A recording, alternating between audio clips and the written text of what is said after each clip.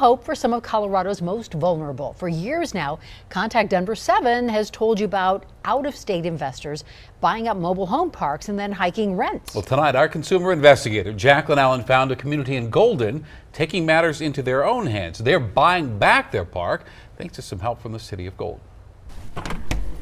I live in the Golden Hills Mobile Home Park. Laundry day at Pat Martinick's home. I have the wonderful view. Reminds her why she fights to stay here. We're right at the edge of the foothills. But after lot rents doubled in less than 2 years, not everyone can. How many people have moved out because of the rent increases? Oh my gosh.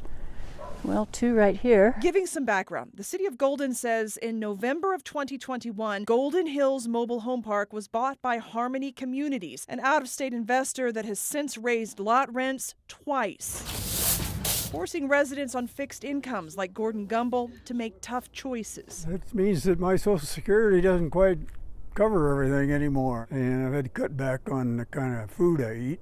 I can't live as high on the hog as I used to. People living here have now formed a co-op with the goal of buying the park themselves. It sounds like this deal is about to actually happen.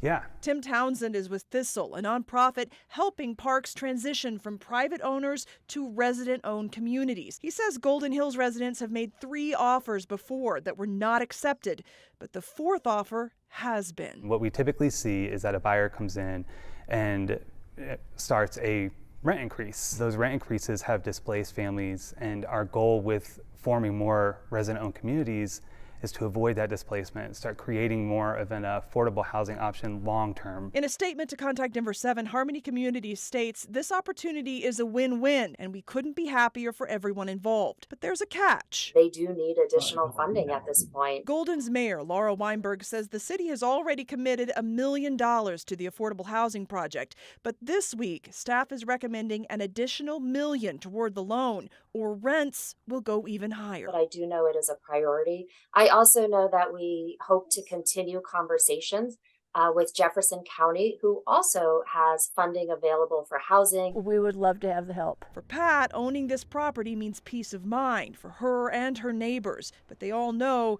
they still can't do it on their own. We're very hopeful, and the city of Golden has been wonderful. For Contact Denver 7, we hope that can continue.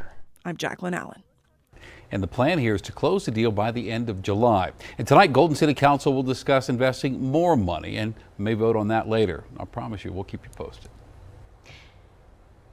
And something similar is happening right now in Fort Collins. City Council will decide if the North College manufactured home community will be protected from redevelopment. The community houses people 55 and over in a senior living community.